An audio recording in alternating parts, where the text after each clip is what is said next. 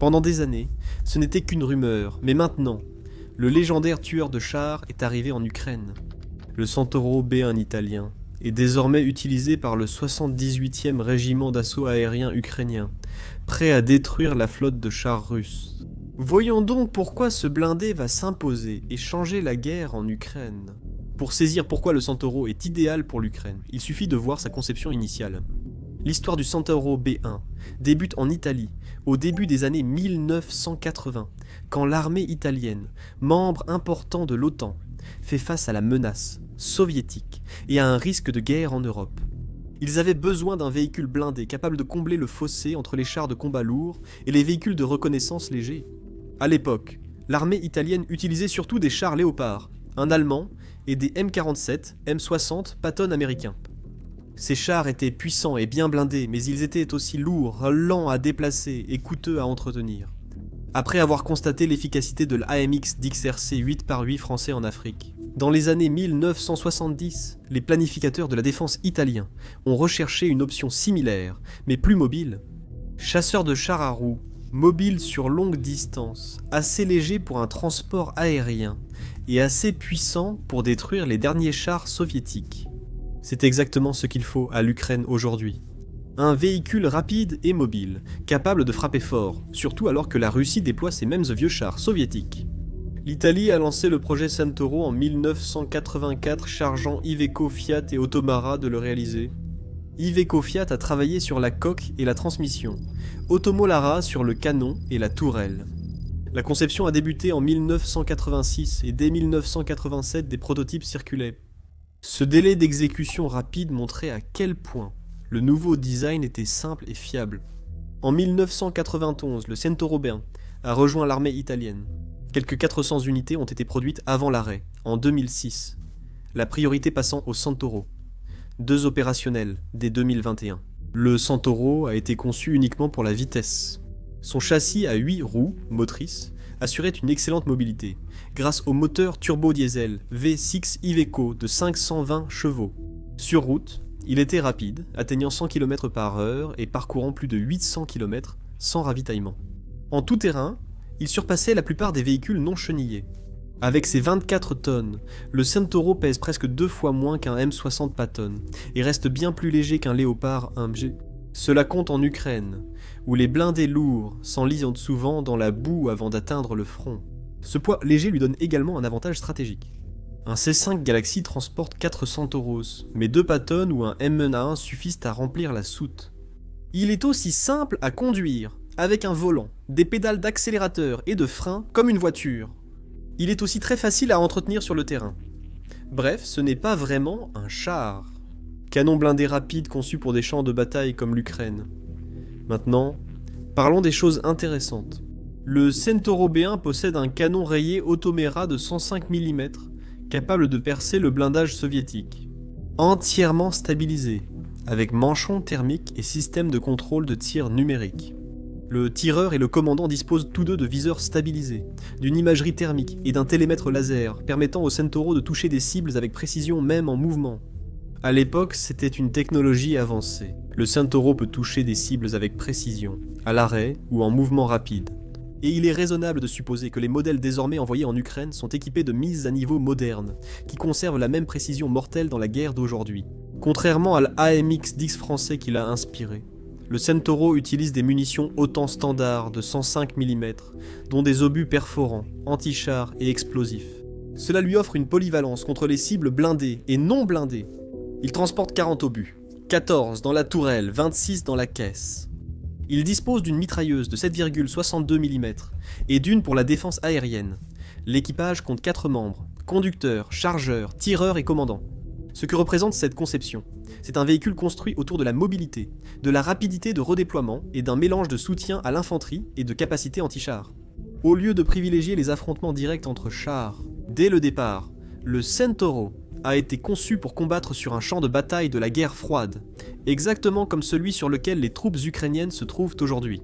Il est destiné à accompagner les unités d'infanterie mécanisée et à représenter une menace sérieuse pour les blindés lourds russes, tout en étant capable de se déplacer et de se redéployer rapidement, ce qui permet de maintenir les opérations plus longtemps et plus efficacement qu'un char de combat chenillé classique. Maintenant, La conception du Centauro n'a jamais été axée sur la force brute, mais sur la mobilité et la flexibilité. Un véhicule conçu pour se déplacer rapidement, se redéployer vite et soutenir l'infanterie, tout en représentant toujours une menace sérieuse pour les blindés ennemis. Conçu pour le champ de bataille de la guerre froide, il sert aujourd'hui dans des conditions similaires au combat des troupes ukrainiennes. Son rôle n'est pas d'échanger des tirs avec les chars dans des duels frontaux, mais de les déjouer par la manœuvre.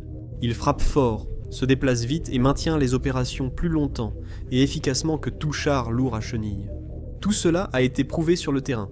Le Centauro a d'abord servi dans la cavalerie italienne, souvent lors d'opérations de paix et de missions OTAN. Il a d'abord servi dans les Balkans avec la force de l'OTAN, après les accords de Daytona, puis en Somalie. Ironiquement, un Centauro a combattu 4 heures des insurgés dans une ancienne usine de pâtes. Le Centauro a servi en Irak lors de la guerre du Golfe de 2003 et une douzaine sont encore utilisés par la mission de paix de l'Organisation des Nations Unies au Liban. Ces missions ont apporté à l'Italie une précieuse expérience du Centauro. Au départ, beaucoup doutaient des blindés à roues légers dans les conflits, mais ils sont devenus essentiels dans la doctrine d'infanterie moderne. Et maintenant, des décennies plus tard, ce même concept est à nouveau mis à l'épreuve, cette fois en Ukraine. Sur un champ de bataille aux longues distances, lignes mouvantes et routes boueuses, le Centauro peut avantager l'Ukraine. C'est le genre de plateforme qui peut frapper fort, se redéployer rapidement et rester plus longtemps dans le combat. C'est exactement ce qu'il faut à l'Ukraine contre les blindés russes plus lents et lourds. L'Italie en a peu parlé. L'Italie a choisi de garder secret les détails de son aide militaire à l'Ukraine. Les premiers rapports sur l'utilisation du Centauro en Ukraine proviennent en réalité d'images du champ de bataille. Ce secret est courant dans les pays de l'OTAN, aidant, sauf les États-Unis et l'Allemagne qui annoncent publiquement leurs livraisons. 2 raisons principales justifient de garder ces livraisons secrètes. Ils évitent de prévenir les Russes, pour ne pas provoquer de tactique de guerre hybride contre l'Italie. Stratégiquement, ils ne veulent pas non plus que les Russes sachent ce que les Ukrainiens reçoivent avant que ce soit réellement sur le champ de bataille. Même si Italiens et Ukrainiens n'ont pas indiqué le nombre de Centauros envoyés, on peut l'estimer en examinant les chiffres italiens. Au total, l'Italie a construit environ 400 Centauro B1 au fil des années. 141 ont été vendus à la Jordanie 12 déployés au Liban avec les casques bleus de l'Organisation des Nations Unies. Environ 250 véhicules sont encore détenus par l'Italie. L'Italie adoptant le Centauro 2, de nombreux anciens B1 sont désormais stockés. Les analystes estiment qu'environ 50 à 60 sont désormais en surplus. Si l'Italie suit la pratique de l'OTAN, en gardant 20% en réserve, il resterait 20 à 40 Centauros à donner. Cette estimation correspond au rapport d'Army Recognition et de plusieurs comptes de renseignements en sources ouvertes sur X. Ce que nous savons, c'est ce que nous voyons de nos propres yeux, cependant. Les Centauros, montrés dans une vidéo du 78e régiment, sont surblindés avec des cages anticumulatives et des grilles pliables, conformément à ce que nous avons vu sur la plupart des blindés ukrainiens et russes. Le blindage supplémentaire déclenche les ogives ennemies, avant qu'elles n'atteignent le véhicule, limitant ainsi les risques que les drones russes ou missiles anti-chars percent la protection. Le Centauro est moins robuste qu'un char principal comme le F-72, ce que les soldats ukrainiens semblaient les savoir dans la vidéo. L'un d'eux a plaisanté en disant qu'il préférait un blindage plus épais, mais il a ajouté que le meilleur char est celui que vous avez, et le pire est celui que vous n'avez pas. Mais le blindage n'est qu'une partie de l'histoire. Sur le champ de bataille d'aujourd'hui, disposer d'un chasseur de chars comme le Centauro pourrait être bien supérieur à posséder un char de combat principal traditionnel. L'époque où les chars lourds dominaient le champ de bataille semble révolue. Fin 2023, l'envoi de chars M1A1 Abrams et de M2 Bradley en Ukraine par les États-Unis a suscité un fort enthousiasme, surtout pour l'Abrams. En avril 2024, les Abrams ont été retirés du front après de lourdes pertes dues aux frappes de drones. Le Bradley est devenu le véhicule favori des troupes et combat toujours aujourd'hui. Parce qu'il est plus petit, plus rapide et plus agile, un blindage épais et incliné n'aide pas beaucoup contre les drones qui frappent par le dessus. La Russie a aussi tiré cette leçon, comme en témoignent de nombreuses vidéos de chars détruits depuis le ciel. C'est pourquoi le Centauro a du sens pour cette guerre. Il peut se déplacer rapidement, roulant à des vitesses d'autoroute, pour entrer et sortir du combat. Sur le champ de bataille actuel, vitesse et flexibilité priment sur le blindage. Et à mesure que les réserves de chars de la Russie diminuent, et que les équipages expérimentés deviennent plus difficiles à remplacer, l'avantage de l'Ukraine viendra de véhicules comme celui-ci. Rapide, léger, mortel. Aux mains des soldats ukrainiens expérimentés, le Centauro pourrait devenir un outil très efficace sur le champ de bataille. Surtout dans le contexte où l'aide américaine est toujours suspendue depuis janvier, les alliés européens de l'Ukraine doivent puiser profondément pour trouver des moyens significatifs d'aider. Envoyer ces Centauros italiens, ne fera peut-être pas la une, mais pour les troupes ukrainiennes en première ligne, cela pourrait tout changer. Une chose est sûre, le Centauro ne suffira pas. Outre la mobilité, l'Ukraine a besoin de portée. C'est pourquoi le Centauro se combine si bien avec un autre blindé que l'Ukraine reçoit. La Grèce, pays d'Europe du Sud, annonce l'envoi de l'obusier automoteur américain M110A2. Ce cheval de bataille de la guerre froide, lent et lourd, a une puissance de feu et une portée remarquable. Il est idéal pour écraser les forces russes. Avec le Centauro, c'est un ensemble complet pour le front. Le Centauro frappe rapidement et précisément. L'obusier effectue des frappes profondes et continues. Dans le cadre d'un accord de 199 millions d'euros avec la Tchéquie, la Grèce va livrer à l'Ukraine 60 obusiers M110 à 250 000 obus de 203 mm et des milliers de roquettes Zuni de 70 et 127 mm. Le M110A2 est une version légèrement modernisée du modèle original de la guerre froide. Ce qui importe, ce n'est ni la vitesse ni les capteurs, mais la puissance de feu brut. Un seul obus de 203 mm pèse environ 90 à 95 kg. Il transporte une grosse charge explosive ou environ 180 sous-munitions. Ce simple calcul de poids, de puissance explosive et de portée fait du M110A2 un véritable atout sur le champ de bataille. Tchéquia joue un rôle clé dans le transfert du M110A2, servant de principal centre de transit pour les armes à destination de l'Ukraine. Au début de la guerre, Prague était un intermédiaire clé pour l'aide occidentale. Elle a instauré des lois et accords d'exportation pour faciliter le transit d'armes étrangères, avec peu de formalités. Grâce à ses liaisons ferroviaires jusqu'à la frontière ukrainienne, la Tchéquie est idéale comme plaque tournante de l'Union européenne. La Grèce transfère son surplus d'artillerie à la Tchéquie, qui gère la suite. Petite parenthèse, le rôle actuel de la Tchéquie pourrait bientôt être menacé.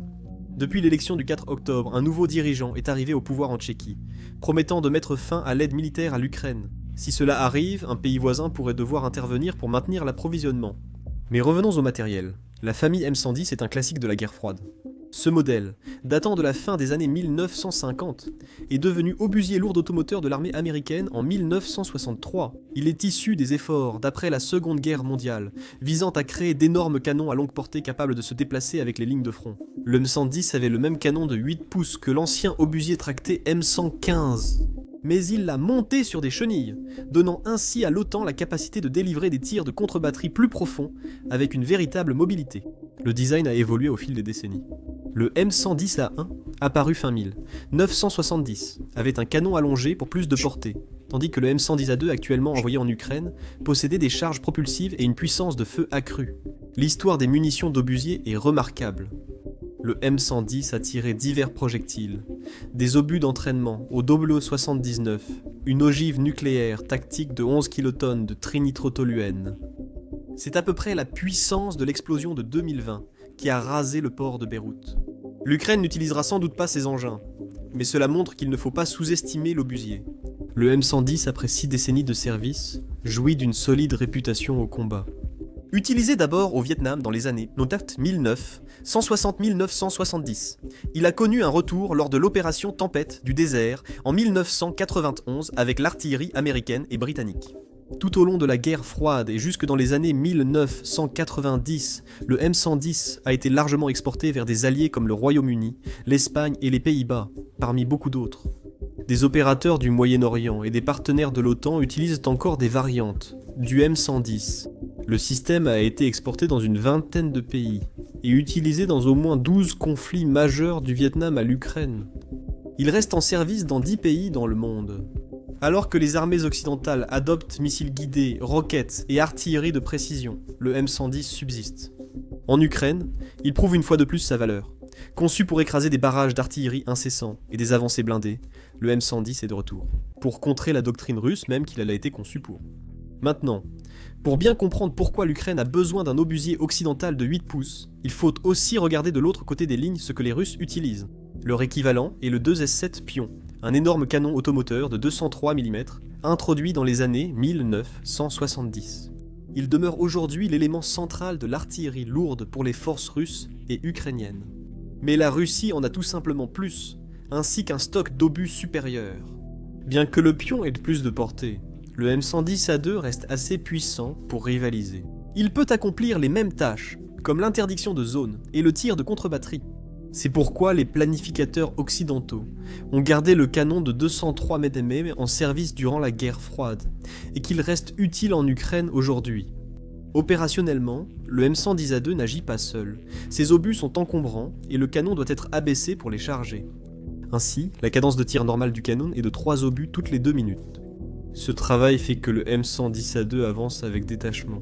Environ 13 hommes sont nécessaires, 5 sur le canon, commandant, conducteur, tireur, équipage rapproché. Les autres, dans un Me-5 148, transportant munitions, outils et pièces de rechange. Mais quand ils tirent, tous ces efforts supplémentaires en valent la peine. L'un des obus M106 de 203 mm frappe comme un marteau-pilon, avec plus du double de la puissance explosive d'un obus standard de 155 mm. Il détruit des positions fortifiées inaccessibles au petit canon. L'explosion tue dans un rayon de 50 mètres et projette des éclats jusqu'à 380 mètres. L'Ukraine recevra 50 000 obus hautement explosifs, 40 000 obus M650 High Explosive Rocket, assisted à assistance par fusée, 30 000 obus à sous-munitions M, 404 munitions à sous-munitions et 30 000 obus à double usage, M509A1, double usage, munitions à sous-munitions. Ces munitions à sous-munitions, rares en Ukraine, sont très efficaces contre les attaques de masse. Ces obus à sous-munitions sont controversés et interdits par de nombreux pays via la Convention sur les armes et à sous-munitions. L'Ukraine et la Grèce n'étant pas signataires, elles peuvent donc être utilisées. Et dans une guerre contre la Russie, la puissance de feu que les armes à sous-munitions peuvent offrir compte vraiment. Maintenant, un autre avantage de l'obusier est qu'il est étonnamment facile à entretenir. L'absence de réseau de tir numérique rend le canon immunisé contre la guerre électronique. Tout dépend de l'acier, l'hydraulique et le diesel. Son moteur, le Detroit 8 V70 et 1T, est simplement une version turbo d'un modèle utilisé dans des bus et camping-cars. Les équipages peuvent encore calculer leur tir manuellement, avec table de tir, viseurs optiques et observateurs avancés, comme drones ou guetteurs. Les réparations sur le terrain sont simples, les équipages ukrainiens y sont habitués après des années sur des véhicules occidentaux et soviétiques. Le M110 séduit par sa robustesse, sa simplicité et son entretien facile, nécessitant seulement des outils lourds et des bases en mécanique diesel. Et quelque part en Ukraine en ce moment, il y a probablement des mécaniciens, reconnaissant que quelques pays aient décidé de garder ces canons en réserve pendant toutes ces années. Globalement, le M110A2 et le Centauro apportent à l'Ukraine ce que le champ de bataille actuel valorise. Le Centauro fournit une puissance de feu rapide conforme à l'OTAN pour embuscade et soutien à l'infanterie. Le M110A2 frappe en profondeur et détruit canons et positions russes. Dans une guerre où les drones traquent, frapper à distance et se déplacer vite est crucial. Aucun système ne décidera seul de l'issue de cette guerre. Ensemble, ces deux-là forment un duo blindé qui rend l'Ukraine plus résistante et les avancées russes plus coûteuses. Si vous en avez assez de recevoir vos informations de médias détenus par des milliardaires, des lobbyistes et des porte-paroles du gouvernement, alors vous allez adorer Global Recaps. Notre newsletter gratuite explique ce qui se passe dans le monde, de la guerre Russie-Ukraine aux actions mondiales de la Chine. Sans sponsor, pub, censure ni filtre d'entreprise, sans discours biaisé. De la géopolitique directe et sans filtre, une analyse rarement traitée par les médias traditionnels. Nous écrivons nous-mêmes, de façon indépendante, et nous vous rendons des comptes, pas à une salle de réunion à New York ou Pékin. Si vous cherchez un endroit où la vérité compte encore, où les gros titres ne sont pas à vendre, et où les histoires du monde sont racontées telles qu'elles sont, alors rejoignez Global Recap dès maintenant. Cliquez sur le lien en description ou rendez-vous sur globalrecaps.com pour vous inscrire. C'est gratuit, ça prend 10 secondes, et c'est le seul email que vous aurez vraiment envie d'ouvrir chaque semaine.